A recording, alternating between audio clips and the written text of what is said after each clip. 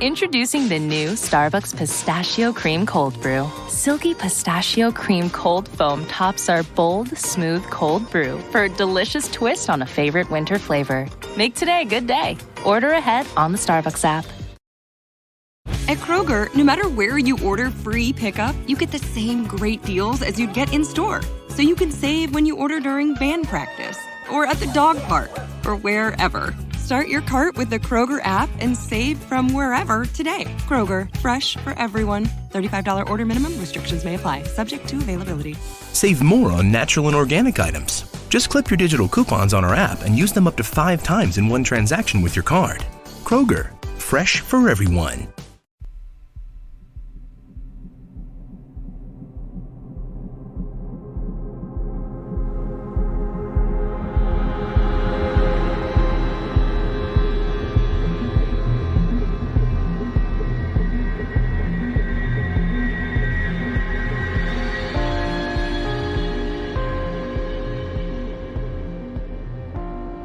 Hello and welcome to episode 38 of Real Life Ghost Stories. How you do? First off, we would like to thank our gorgeous new Patreon subscribers. We would like to thank Heidi O, Stephen Evans, Kyle King, Mandy Brighton, Michelle Schnepp, Holly Lisenbar.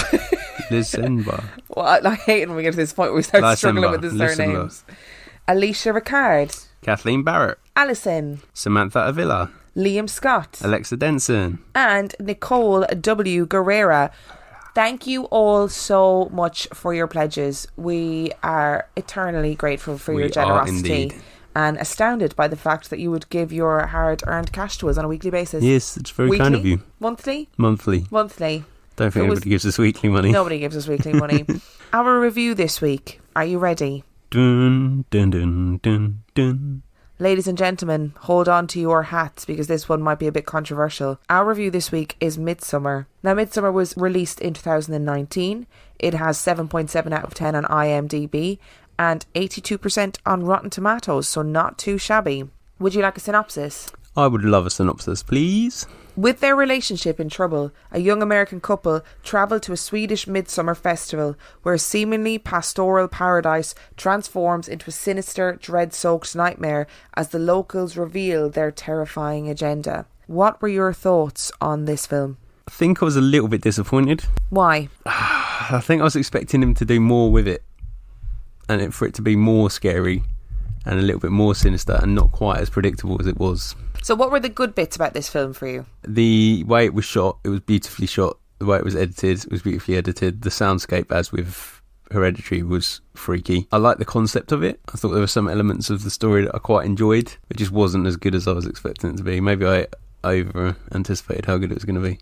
We're not going to give any spoilers in this review because there's going to be so many of you who are really looking forward to it and really wanting to see it. But I fucking hated this film. I am so angry about this film. Like, when we left the cinema, I was like, I'm writing to Ari Aster because he's ruined your birthday.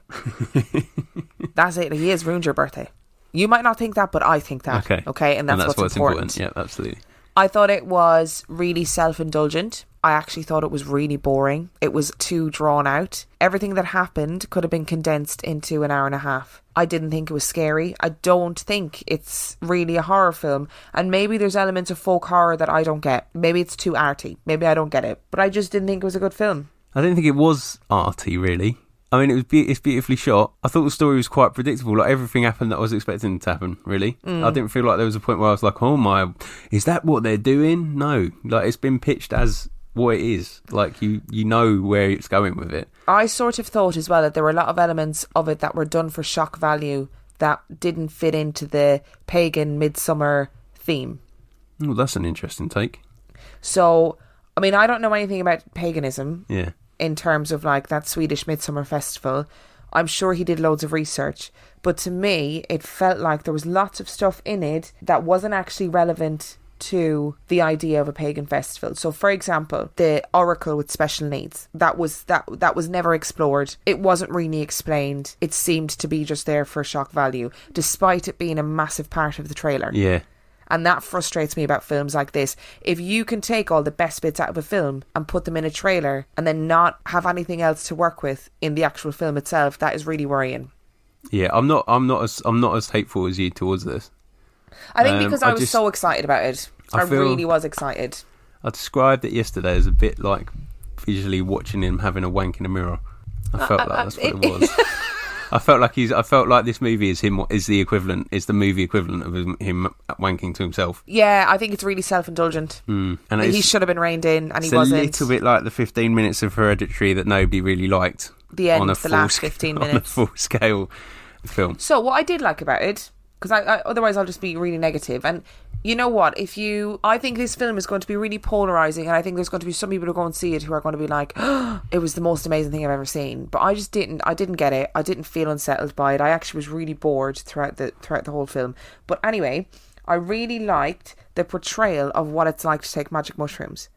Now, I am not cool enough to have ever taken magic mushrooms. Doing drugs is not cool. Doing drugs isn't cool. So I've never taken magic mushrooms, so I don't know what it would feel like. But the visual representation of what they were feeling, I thought was really cool. To the point where you had to ask me whether some of the stuff you were seeing was actually happening. Midway through I was like, can you see that? Like, is that just me?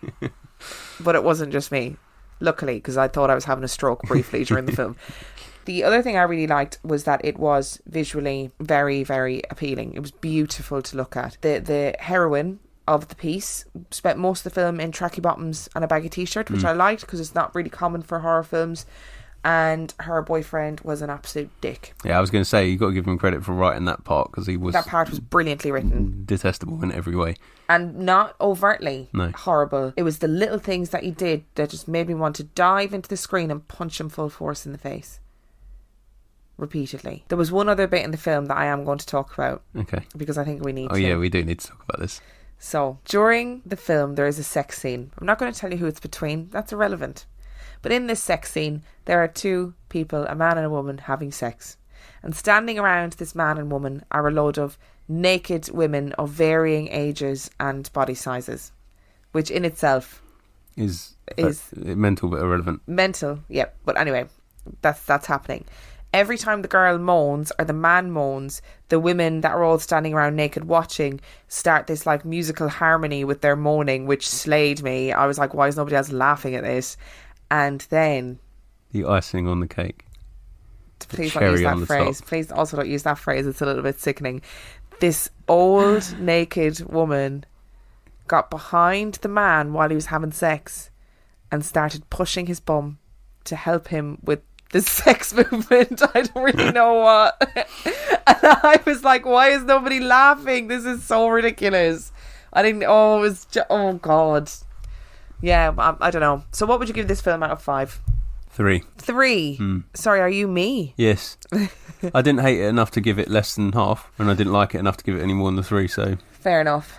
It's just, I feel like the studio just gave him too much free rein off the basis of what the success Hereditary was, and they should have actually reined him in a little bit. I'm going to give it 2. That's more than I thought you were going to give it. Out of 5.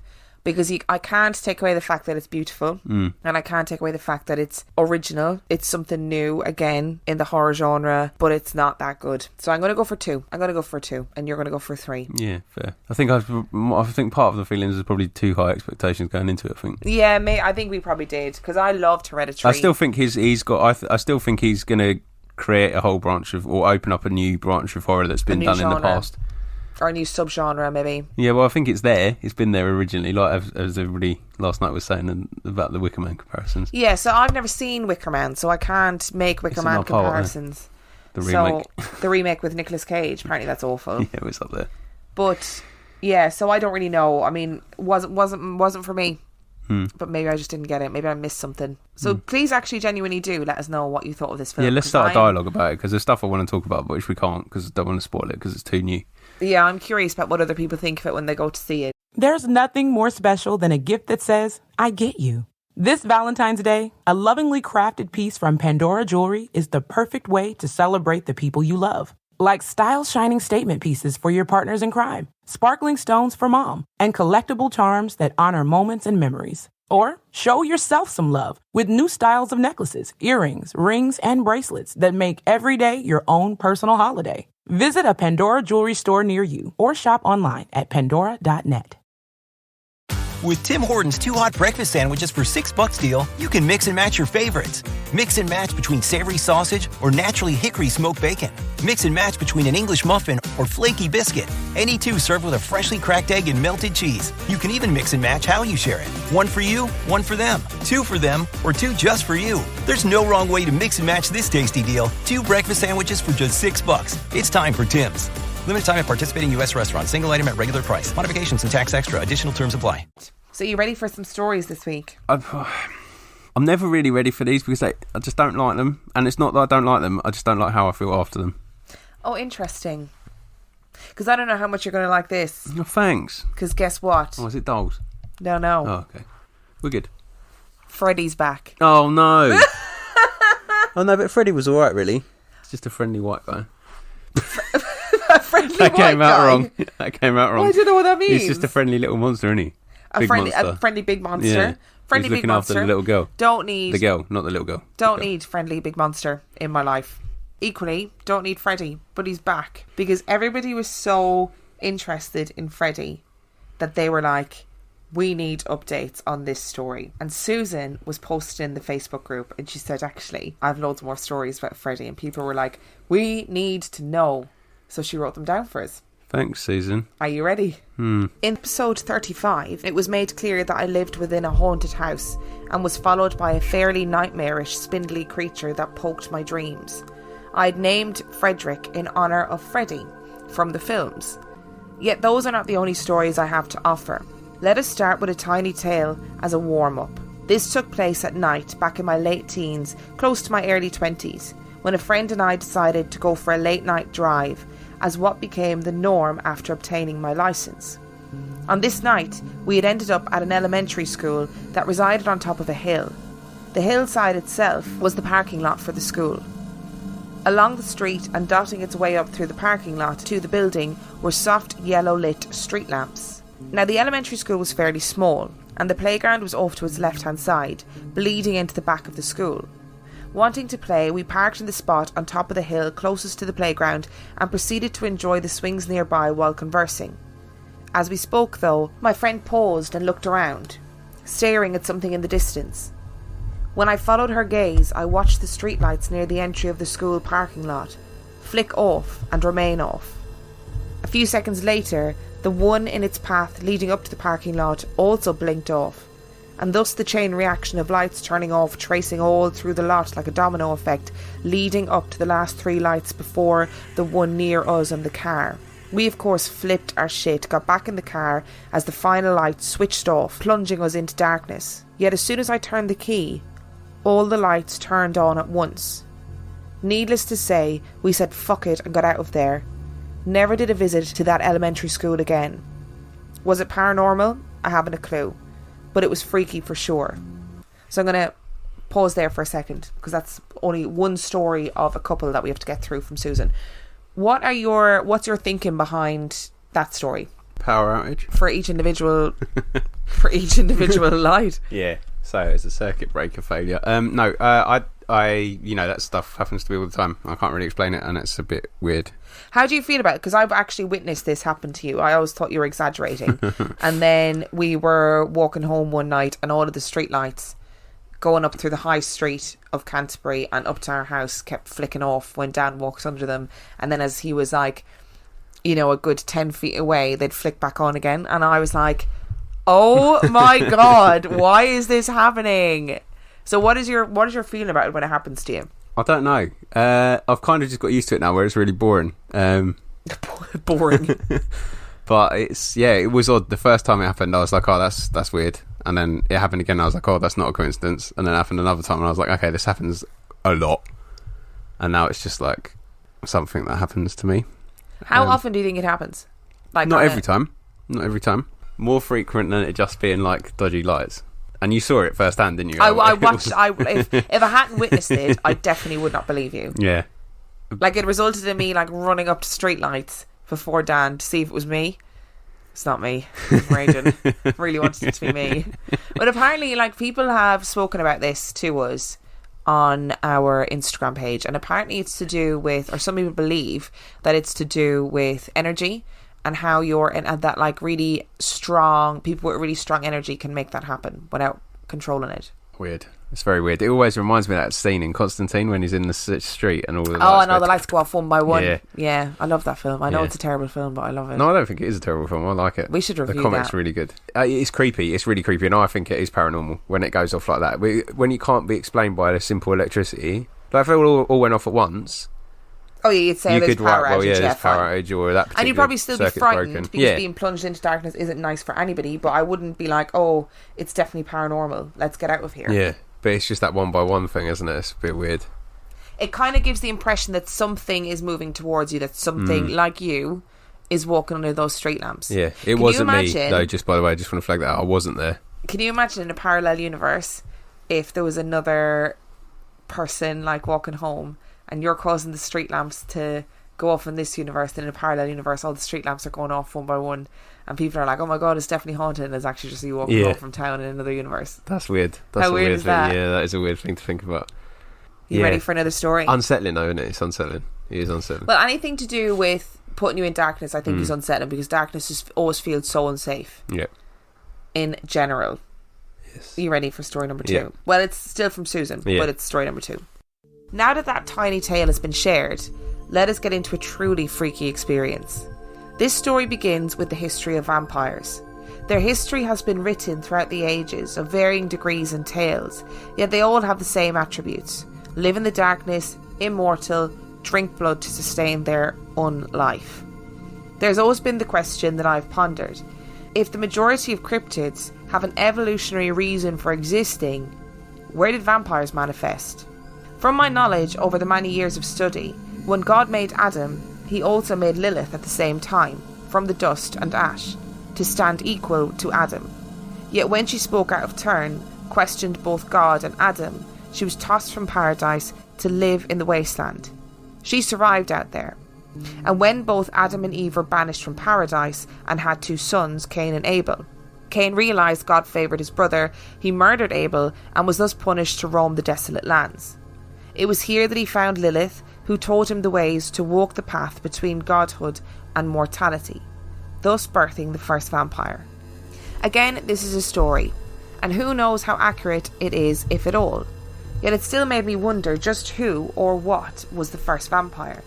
It became a study of mine as I was in my final year of school, a hobby to keep my mind from turning to mush over the professors piling work on top of us. After school, though, and gleaning nothing of viable evidence, just more stories, I began to lose interest in the study. There is one person I shall mention, my dear friend who lives across the States from me.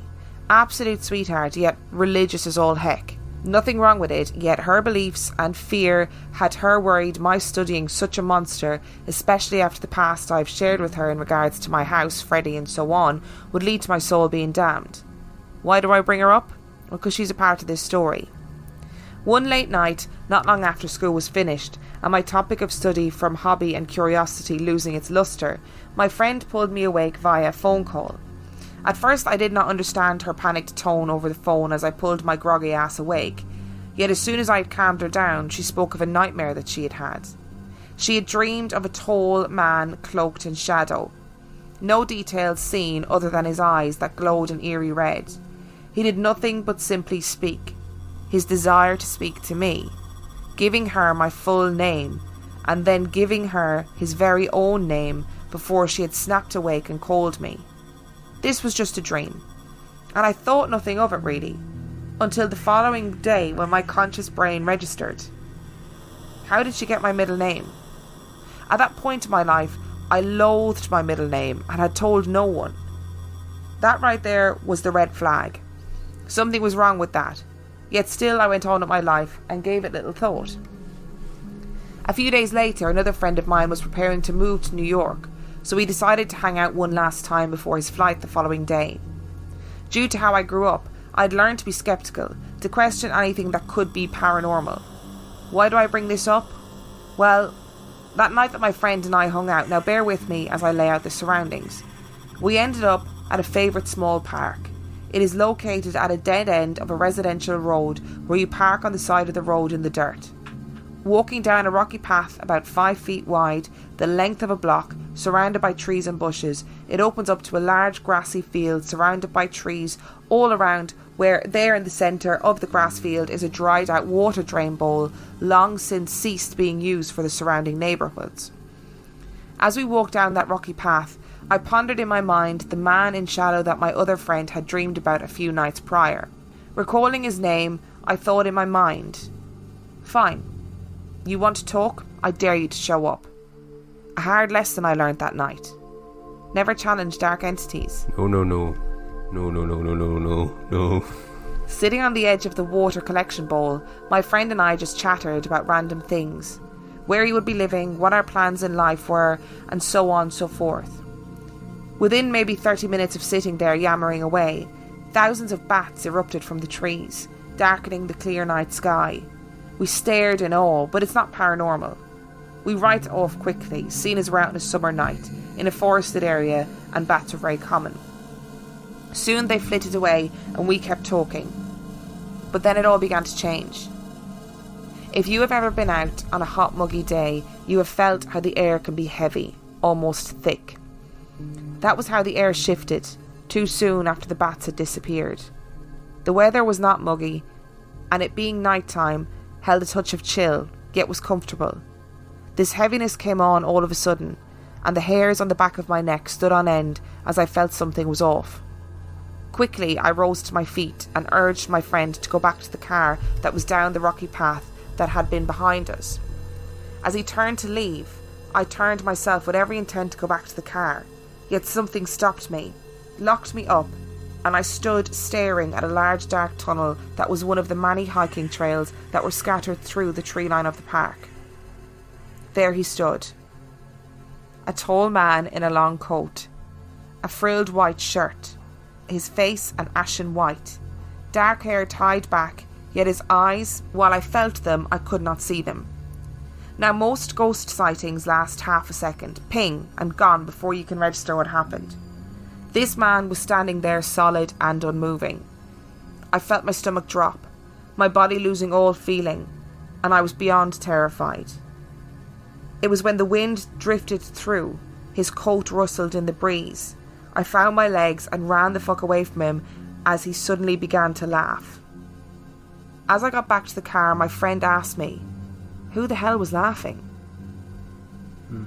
Who was he? Was he really the man my other friend had dreamed about?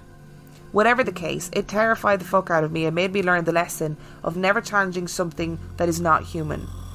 One thing though, there is a reason I do not share his name, for if you speak it, he shows up in some way. Be it someone crossing your path, a feeling, an icy claw down your spine. I cannot explain it, but you just need to know that it is scary.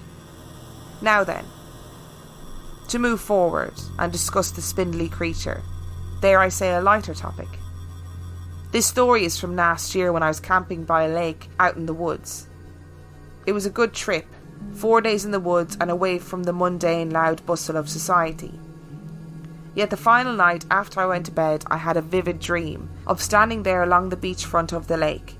And there, about 50 feet out in the water, a head rose up, followed with long, thin limbs, bearing 2 elongated claws. Pulling his upper body from the water, the slender creature looked at me and cocked his head to the side. Slowly he extended a long arm right for me, a single claw reaching forth, and I awoke. Now, nothing really notable of that dream, yet when I left my tent, there in the soft and not far off ground was an imprint of a 2-clawed foot that looked nothing like a deer, and it was over a foot long. What? And you guessed it was Freddy. Oh. So what are your thoughts? Yeah. Don't be challenging people. Don't be challenging bad people. It's interesting because through doing this, if I'd read this story, 6 months ago, I would have been like, lol, that never happened, you're such a liar.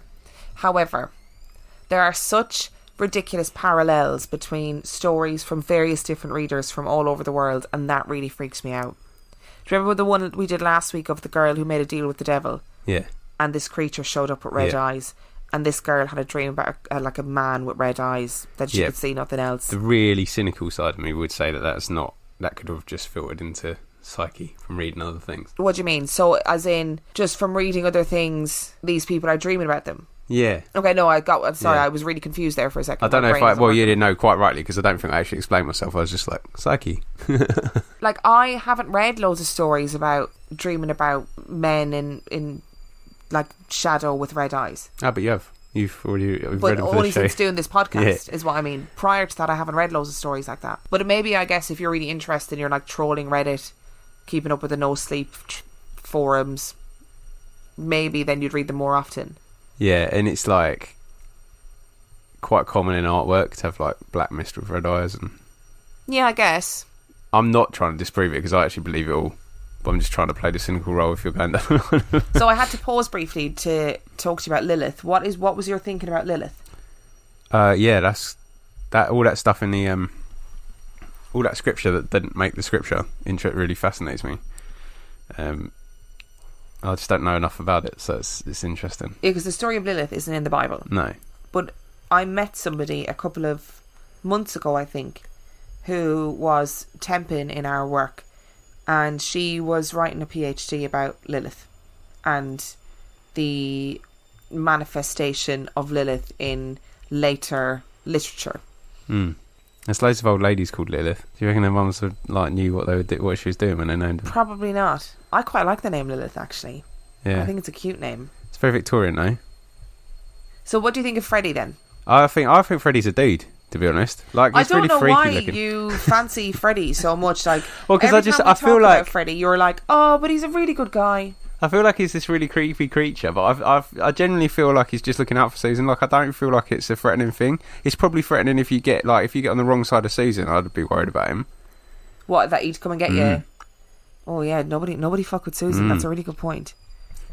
But I feel like he's just looking out for her. So I don't think she's got anything to fear from him. It was just the way she spoke about it in that first story, like in the other episode where she was talking about like feeling like welcome feeling calm in his presence. Yeah, she wasn't frightened of him. I think he's just like looking out for her. But yeah, if you cross Susan, then you've got something to worry about. Freddy's gonna get you. That was creepy. That is from the film though, isn't it? Yeah.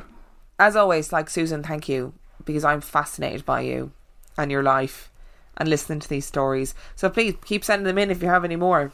You ready for story number 2? Or person number 2, rather? Okay, so this isn't another Susan story. This is really short. Okay. Really, really short, and it comes from Rebecca. Does it go like this? One night I had a dream there was a ghost and it killed me. No. But really good story. Well done. Thanks. I'm impressed with that. Thanks. This story comes from Rebecca. And are you ready? Yes. No. Okay. This is my mother's tale. My mother was the eldest of 7. So when she had to move back home with me and my brother at only 20, she arrived at a full house.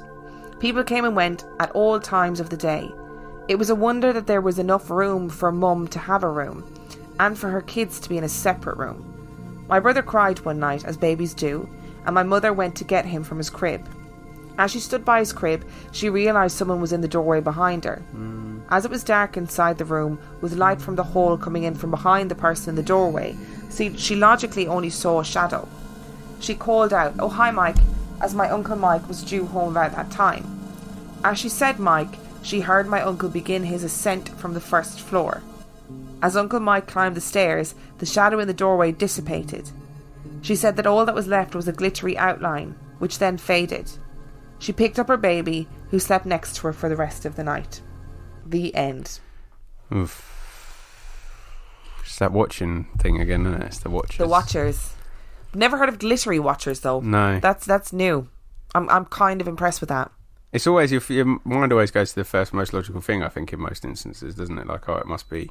Oh yeah, like if I turned around and there was a shadow in the doorway, I wouldn't immediately be like, "Oh, it's a ghost." I would be like, "Oh, it's Dan," especially if this or Bim, especially if the shadow is backlit, because you're going to think, "Oh, it's just because the light's on in the hallway." So it's really weird. Yeah. I don't like those stories more than other ones, because I don't know, or she doesn't know how long that shadow was there watching her. And whether it watches the baby all the time. Whether it watches the baby all the time. And the fact that you... And why it's watching the baby. The fact that you look at it and you think, oh, it's you know, it's Mike, obviously. And then Mike comes up the stairs. Like, oh, I don't like that. That's disturbing. Yeah. But it is, I guess it's just a shadow, isn't it? But you don't know that. It's just a shadow. No, I mean, not that it's not supernatural, but I mean, it's not like...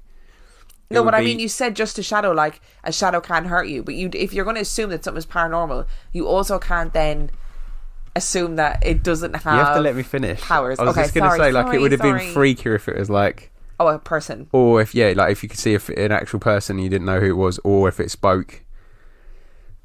Oh, God, if it spoke, I wouldn't be having that. Are you ready for our last story of today? Okay. And this story comes from Gabriella, so thank you, Gabriella, for sending your story in. I just began listening to this podcast and it's been a real joy on my commute. I only left that in for ego reasons, just FYI.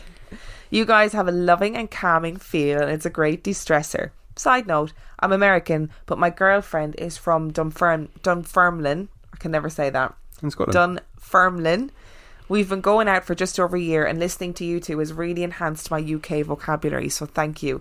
You are so welcome, because we use a huge amount of colloquialisms that are very important and that people always get wrong. Yes. And they don't understand what we mean by things, but that's okay, because you right. pick it up as you go along.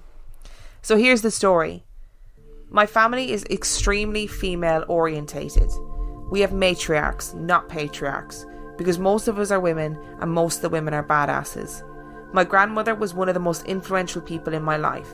She died when I was 10, but she made that decade count. She was an ideal grandmother and had an ideal relationship with my mother. Since her death, multiple members of my family believe they've experienced her presence, but never like this.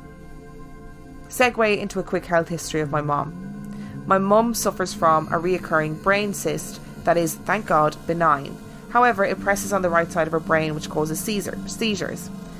None of her many doctors have found an efficient way to remove this tumour without literally going in over and over again every time it grows back.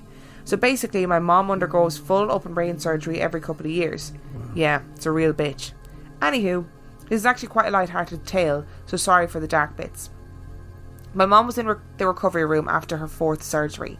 My grandmother had died 2 years previously, so this is the first surgery that she wasn't actually there for.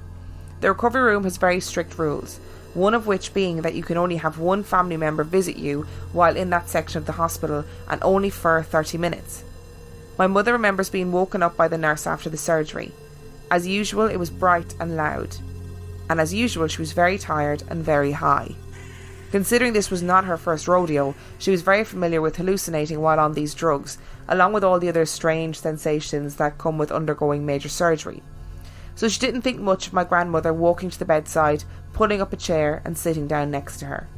Missing my grandmother, and of course being more than stressed given the circumstances, my mum played along and carried on a full conversation with her. Mum recants that everything was just as she remembered, as if my grandmother had never left. My grandmother asked her how she felt, told her that things seemed to go well, but that they would hear from her surgeon soon. She talked about the hospital waiting room, told my mum my brother and I were just fine and waiting with my dad, and even complained about the cafeteria food. They spoke for about 30 minutes or so. My mum said she felt my grandmother touch her multiple times, just rubbing her arm and holding her hand as usual. All in all, it was a really lovely hallucination. After a bit, she told my mum she was going to get going and that she loved her. She kissed her head and left. My mum said goodbye and drifted off to sleep. A while later, a nurse came in to check on my mum. She asked if she needed anything. Mum asked if the nurse could please call my father and ask him to come into the recovery room. The nurse said, "Oh, I'm sorry, honey, but the rule is that only one family member back here. You'd have to see your husband once you're in your assigned room." My mum asked what she meant, and the nurse explained that my grandmother had just left. "But my mother is dead," Mum said.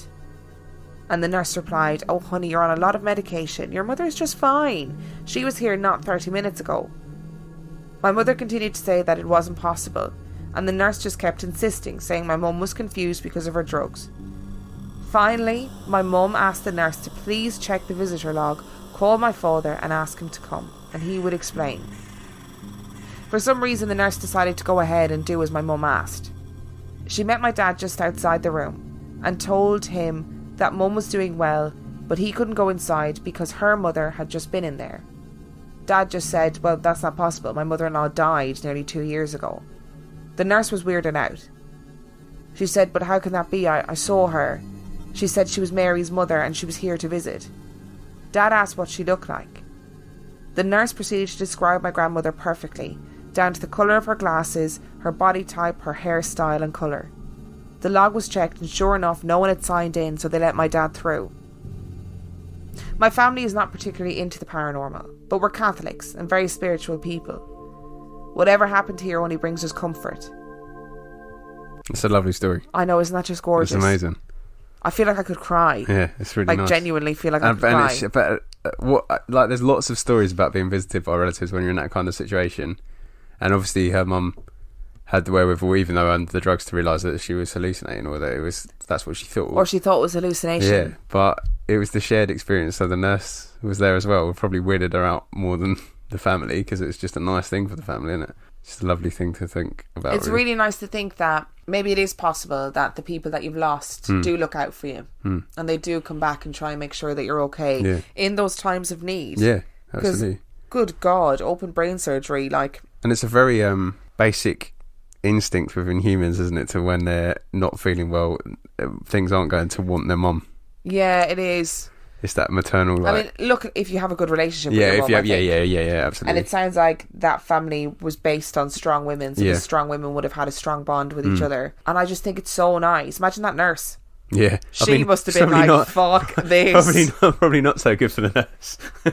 That must have been... But I do wonder if you're a nurse and you're listening, like, I've heard so many stories about things like that happening in hospitals all the time, and especially in nursing homes. Yeah. When people come to collect their loved ones when they're dying and stuff. How mad is that? So if you're a nurse and you're listening, please let us know. Let us know if this is true or not. It's a great story. I know. Thank you so much for three... It's a good one to end on as well, because it's not leaving me freaked out. For 3 amazing stories this week. Loved it. Good. No Freddy's fun. I like Freddy. Are you ready for some reviews? Yeah. Review number 1 comes from Mama Will 18, and it's entitled Love It. This is my new favourite podcast. Their accents are lovely and their banter is so enjoyable and thoughtful. They have made me want to watch horror movies again. Hey. Don't bother watching Midsommar though, because I knew you were going to say that. Number 2 comes from Laura Lou A88, who entitled her review Slightly Obsessed. So I found this podcast last week and I've listened to it every day on my way to and from work, and couldn't wait to get back into it on my way to work again this Monday. I've chewed my husband's ear off about this podcast and the hosts all weekend, and even felt compelled to send in my own story to them. I've loved every episode so far and can't wait for the upcoming episodes. A good old healthy mix of laughs and scares. I think we read Laura's story a few weeks ago. Oh really? I think so. I remember a story from Laura. And finally, this review is entitled Love This Podcast, and it comes from Lalos Cho. I don't know. There you are. I tried really hard. Lolosaurus. No. I'm so invested in this podcast. I had an 8-hour road trip with a friend and we came across real life ghost stories and must have listened for at least 5 hours straight. Good going. Since then I've been constantly listening and trying to catch up on all the episodes, but I'm definitely keen to see what the future holds for the two of you. It's also nice as an English girl living in Australia, being able to listen to a bit of home. Keep up the episodes, and we love these paranormal stories. Oh, you guys, I'm all emotional today. Yeah, you are. Yeah, somebody messaged the Facebook group yesterday and said, please can you do a list of all the films and the scores that you've given them out of 5? And I was like, absolutely. I'm pretty sure I have a list somewhere. I'll dig it out. And then somebody else commented going, right, give Dan a chance, because he's probably going to be really hungover today because it's his birthday weekend. And actually, no, it's me that's really hungover. Me, who always says she doesn't drink. And when I'm hungover, I get really emotional. I cry at everything. So now I feel like crying. Don't cry on it. Let's finish it first, then you can cry. Yeah, no, I'll cry afterwards. Okay. But I do feel like crying because I'm very thankful for all of our listeners. Yeah, absolutely. And how lovely you all are. Yes. Not only to us, but also to each other. And thank you for all the birthday wishes. Yeah, there was millions of them. And for liking that photo of me looking extremely tired. Oh, I thought it was a really nice photo of you. I liked it. So yes, if you want to get in contact with us, you can do so on Instagram at Real Life Ghost Stories Podcast. You can do so on Twitter at Real Ghost Pod. But the problem with the Twitter is that I very rarely use Twitter, so it's better to message me on Instagram if you want to talk to me. Yeah, Instagram seems to be the main thing for the pod social media. Or the Facebook group, obviously, which is hopping all the time. So what is your Instagram handle? 50p Movie Club. And we also have, as we said, a Facebook group. So if you like our Facebook page, which is Real Life Ghost Stories Podcast, and join our secret Facebook group, which is RLGS Supergroup, answer the question. I'm Emma. He's Dan. That's all you need to know. And you can join in with our gorgeous community who share memes, stories, videos, film recommendations, all sorts of great things on a daily basis. And finally, we also have a Patreon. We do. If you want extra content for $5 a month, you can get an extra episode of Tiny Tales a week, which is more paranormal content for you. You can also get, if you sign up to the $2 a month tier, you can get our back catalogue of 50p Movie Club episodes, which is a series that Dan and Will do. Dan, what's it about? There's a shop in the UK called CEX, which is, I guess, a little bit like GameStop, where they sell secondhand stuff. And you get a 50p, there's a 50p aisle where there's loads of movies, and I go through picking random 50p movies, hoping that they're going to be so bad that they're good. And me and Will talk about it for a bit, watch it, and then we review it. Yes, and it's very good. I enjoy it. It makes me laugh every time I listen to it. So that's always a good thing. And yeah, if you want to sign up to our Patreon, you need to go to patreon.com/Real Life Ghost Stories. And on that note, till next time, we shall see you next time. Goodbye.